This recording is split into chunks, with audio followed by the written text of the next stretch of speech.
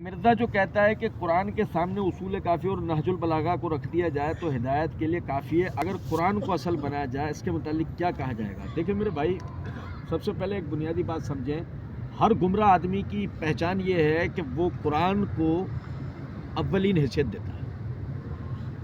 یہ بات یاد رکھیے گا، یہ گمراہی کی علامت ہے۔ قرآن کسی بھی طرح اولین حیثیت نہیں رکھتا۔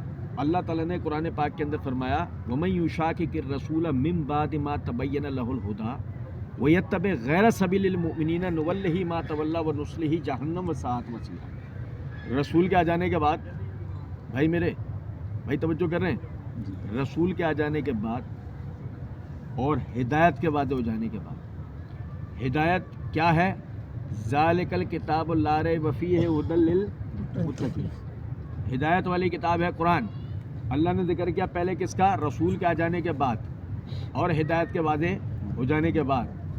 وَيَتَّبِعْ غَيْرَ سَبِيلِ الْمُؤْمِنِينَ، مومنین کے رستے سے ہٹ کے کوئی کسی اور رستے پر چلے گا، نُوَلِّهِ مَا تَوَلَّىٰ وَنُصْلِهِ جَهَنَّمَ وَسَاءَتْ مَصِيرًا، ہم اس کو جس طرف وہ پھرا وہیں پھیر دیں گے، اس کا ٹھکانہ جہنم بنا دیں گے جو بہت ہی برا ٹھکانہ ہے۔ اللہ نے سب سے پہلے رسول کو بطور دلیل پیش کیا، پھر رسول کے ساتھ قرآن کو، پھر صحابہ کے طریقے۔ یہ سمجھ گیا بات؟ نبی صلی اللہ علیہ وسلم سے صحابہ نے افتراق کا شکار ہو جانے والے فرقوں میں ناجی جماعت کے حوالے سے سوال کیا، من ہی یا رسول اللہ، اللہ کے رسول و جماعت کون سی ہوگی؟ فرمایا ما انا علیہ و